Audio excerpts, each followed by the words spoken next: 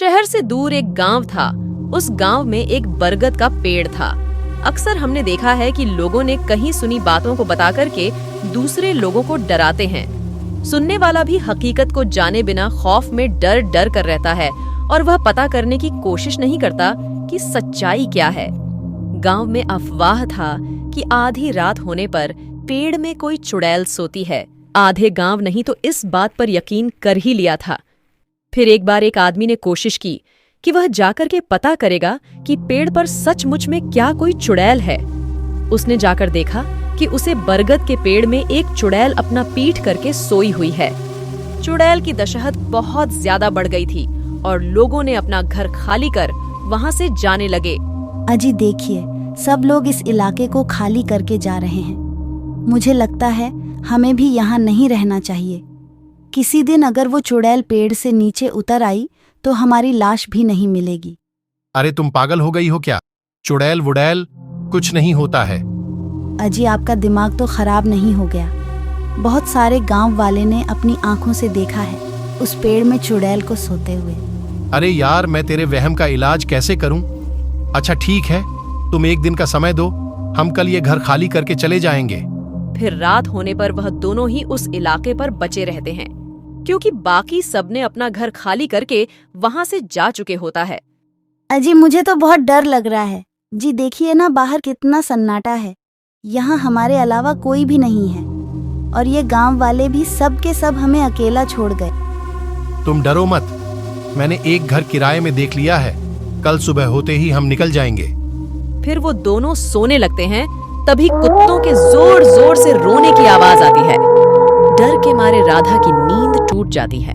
अरे मर गए रे, ये कुत्ते इतना क्यों रो रहे हैं? मुझे बहुत डर लग रहा है।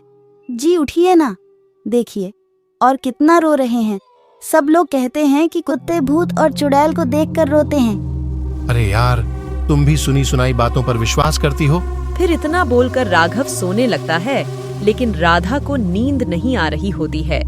तभी उसे किसी के चिखने और गुर्राने की आवाज आती है। वो उठकर खिड़की के बाहर देखने लगती है। तभी उसे एक औरत पेड़ के ऊपर पीठ करके सोई हुई दिखाई देती है। उसकी साड़ी पेड़ के नीचे लटक रही होती है। अजी जल्दी उठिए, वही हुआ जिस बात का डर था। देखिए वो चुड़ैल कैसे पेड़ में लेती है। फिर वो भी उठकर खिड़की की ओर देखता है। अरे यह तो कोई औरत लगती है। इसकी वजह से सब लोगों को अपना घर छोड़ना पड़ा। मैं अभी जाकर इसकी खबर लेता हूँ। अजी आपका दिमाग खराब तो नहीं हो गया कि आप खुद मौत के मुंह में जाना चाहते हो? अरे कुछ नहीं होगा, ये बस एक औरत है जो सभी गांव वालों को डरा रही है। मैं अभी इसे सबक सिखाकर आता हूँ।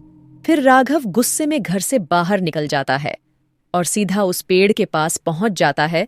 तभी उसे वो औरत दिखाई देती है जो पीठ करके सो रही होती है। कौन है तू और इस पेड़ में क्या कर रही है? तेरी वजह से यहाँ सभी लोगों को अपना घर छोड़कर जाना पड़ा। तुम अभी के अभी पेड़ से उतरो। लेकिन राघव की बातों का उस पर कोई असर नहीं होता और वो चुपचाप लेती रहती है।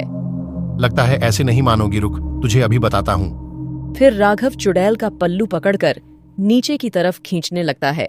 उस पेड़ में कोई चुड़ैल नहीं होती है, बल्कि चुड़ैल की रूप में एक बहरूपिया प्रॉपर्टी डीलर होता है। अरे ये बेवकूफ तो मेरे पीछे ही पड़ गया। क्यों मेरे किए कराए पर पानी फेर रहा है। अरे कमबख्त, छोड़ मेरा पल्लू छोड़। मैं तुझे नहीं छोड़ूंगा, आज तुझे पेड़ से उतार के ही रहूंगा। अब मैं क्या करूं? अगर इसे मेरे असलियत के बारे में पता चल गया तो सभी गांव वालों को बता देगा। नहीं नहीं, मैं इसे अपनी असलियत का पता नहीं चलने दे सकता। फिर वो आदमी भी अपना पल्लू पकड़कर जोर से ऊपर की ओर खींचने लगता है और कुछ ही देर में राघव को पेड़ के ऊपर खींच लेता है। पेड़ पर पहुंचकर राघव को चुड़ैल की असलियत के बारे में पता चलता है। अरे तू, ये कैसे हो सकता है? अच्छा तो तू एक ढोंगी है जो सबको चुड़ैल बनकर डरा रहा था।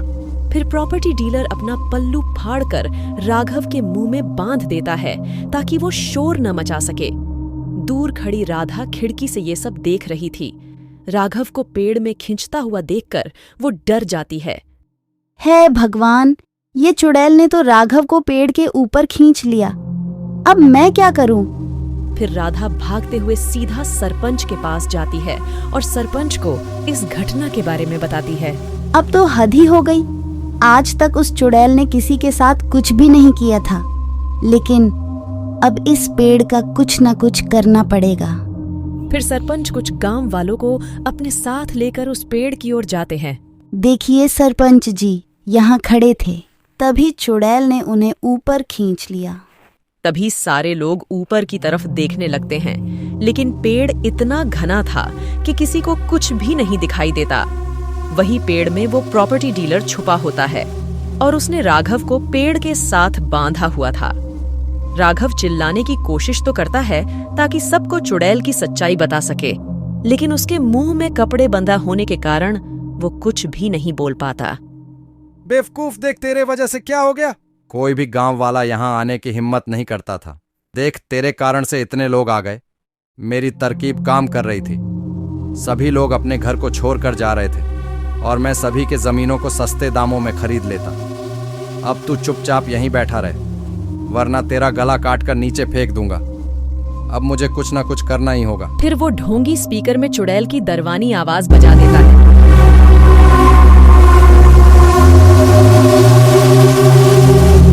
अरे मर गए रे सरपंच जी।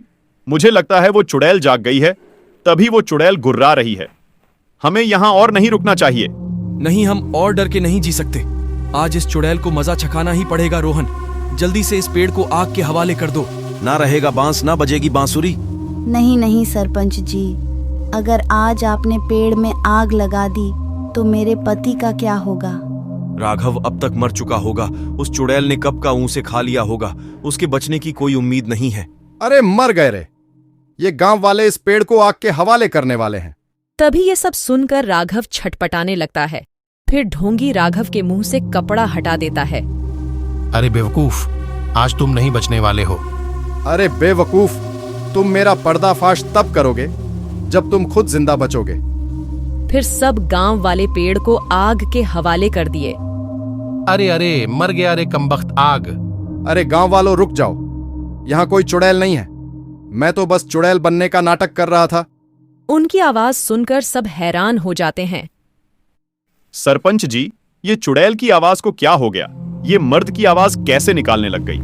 सरपंच जी, ये आवाज इन्हीं की है। ये जिंदा है, आप कुछ कीजिए ना।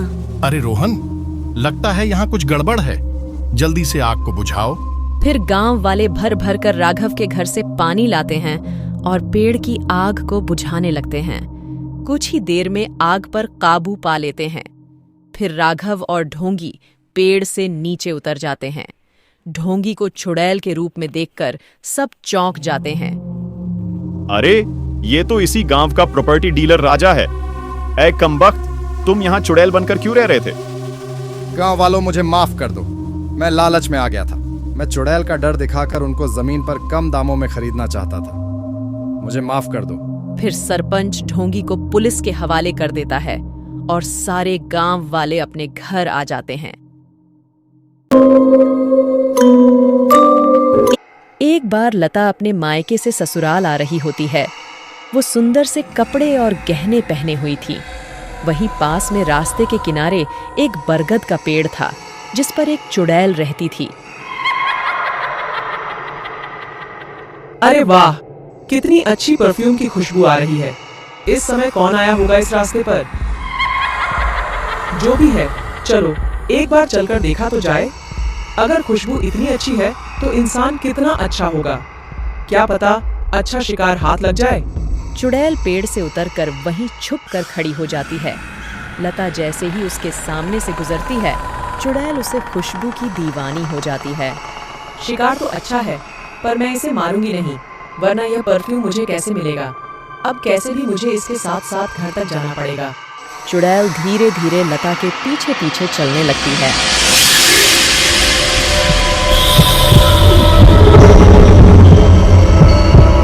मुझे ऐसा क्यों लग रहा है जैसे कोई मेरा पीछा कर रहा हो?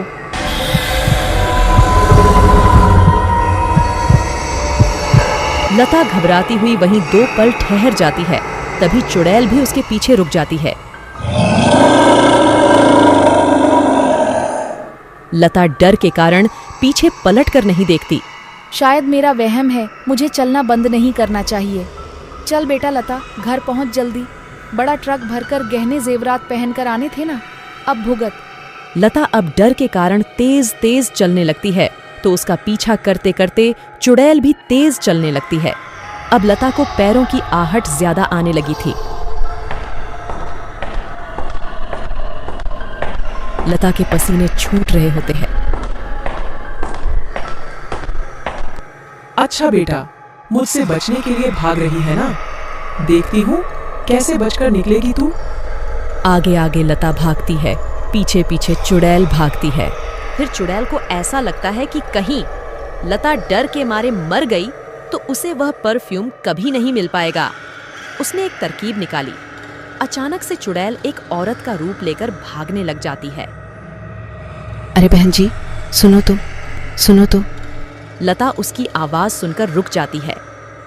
मैं बहुत गरीब हूँ, मुझे काम की ज़रूरत है। कृपा करके मुझे काम दे दो अपने घर में, तो मेरा भला हो जाएगा। तो अभी तुम ही मेरे पीछे पीछे भाग रही थी क्या? हाँ, आप भले घर की लगी तो मैंने सोचा आपसे कुछ मदद मिल सकती है, पर आप तो रुकने का नाम ही नहीं ले रही थी। कब से आपको आवाज़ दे देकर तो मेरा गला ही खराब हो गया।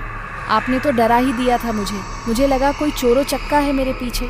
अच्छा चलो, अभी रात काफी हो गई है। लता उस चुड़ैल को अपने घर लेकर चली जाती है। लता उसे गेस्ट रूम में रुकने को कहती है और सोने चली जाती है। आधी रात को सबके सोने के बाद वह चुड़ैल के रूप में आ जाती है और लता के कमरे में चुपके से घुस जाती है और तैयार होने लगती है। I've been drinking more alcohol for the past 5 days. Did you check on me? Now did you look for me? I walked in the room, eyes are red, and I don't smoke banga. Did you check on me? पर उसे लाख ढूंढने पर भी perfume नहीं मिलता। चुड़ैल यहाँ वहाँ हाथ मार के वापस सबके उठने से पहले अपने रूम में चली जाती है। अब अगली सुबह। अरे उठ गई तुम? पर यह घूंघट क्यों किया हुआ है? चुड़ैल क्योंकि अपने असली रूप में होती है तो वह बहाना बनाने लगती है। वो हमारे यहाँ दिन में ऐसे ही रहा जाता है, इसलिए बस। चलो कोई नहीं। अच्छा, मैंने तेरे लिए कुछ कपड़े निकाले हैं, ये लो और तैयार होकर रसोई में आ जाओ, नाश्ता बनाना है। चुड़ैल जैसे लता को तैयार हुआ देखती वैसे ही वह भी तैयार होकर घूंघट करके रसोई में आ जाती है। अरे मालकिन, आपका परफ्यूम का सेंट बहुत अच्छा है, खुशबू बड़ी दूर तक जाती है। भाई साहब तो आपके इर्द गिर्द ही घूमते रहते होंगे। अरे बस भी करो, ऐसा कुछ भी नहीं है। मेरे पास बहुत सारे परफ्यूम हैं, तू भी ले लेना एक। जैसे ही चुड़ैल को परफ्यूम मिलता है वो बहुत खुश हो जाती है। दोपहर में लता अपने मुंह पर फेस पैक लगाती है और सोफे पर आराम करने लगती है। अरे सुन, जरा एक कप कॉफी तो बना दियो मेरे लिए। कॉफी पीकर शायद लोग सुंदर बन जाते हैं, तभी बड़े लोग कॉफी ज्यादा पीते हैं। क्यों ना मैं भी पीकर देखूं? चुड़ैल कॉफी बनाकर लता को देती है और साथ में खुद भी सेम कप में कॉफी पीने बैठ जाती है। जिस तरीके से लता बैठी होती है, चुड़ैल भी उसे कॉपी करने लगती है। हर दिन चुड़ैल लता की तरह तैयार होती। कुछ दिन ऐसे ही बीत गए। एक रात ऐसे ही। मैं बाजार जा रही हूँ, साहब घर आए तो उन्हें चाय नाश्ता दे दियो। चुड़ैल के पास अब समय ही समय था, वह भी इसी फिराक में कब से थी। आज सही समय है, क्यों ना उसके कमरे में जाकर गहने कपड़े और अपना मनपसंद परफ्यूम ले लूं। चुड़ैल फटाफट लता के कमरे में घुसकर सारा सामान लेकर अपने कमरे में रख लेती है। कुछ ही देर में लता का पति आ जाता है। चुड़ैल बिल्कुल लता के भेष में तैयार होकर घूंघट करके उसके पति के सामने आती है। अरे लता, आज तुमने भी उस लड़की की तरह घूंघट किया हुआ है, क्या चक्कर है? कहीं तुम्हें फिर से नई बहू बनने का शौक तो नहीं लग गया? अरे वाह, इसने तो मुझे बिल्कुल नहीं पहचाना। लगता है मेरे हाव भाव भी बिल्कुल लता की तरह है। हाँ, वो बस ऐसे ही। आज मेरा मन किया तो मैंने कर लिया। आपको अच्छा नहीं लगा क्या? अच्छा है, बहुत अच्छा है। मैं जा रहा हूँ आराम करने। लता का पति अपने कमरे में चला जाता है। इसका खुद का पति नहीं पहचान पाया तो कोई और क्या पहचानेगा? क्यों ना मैं यहाँ हमेशा के लिए रुक जाऊं और इस लता का ठिकाना लगा दूं। चुड़ैल घर के बाहर कुछ दूर बैठ जाती है, वही लता का इंतजार करने लगती है। कुछ देर बाद लता उस रास्ते पर आती है। अरे तू यहाँ क्या कर रही है? अच्छा, शायद बैग लेने आई होगी। तू मेरा कितना ध्यान रखती है। तभी चुड़ैल से अपने जादू से उड़ाकर जंगल में ले जाती है। अरे, तू पागल हो गई है क्या?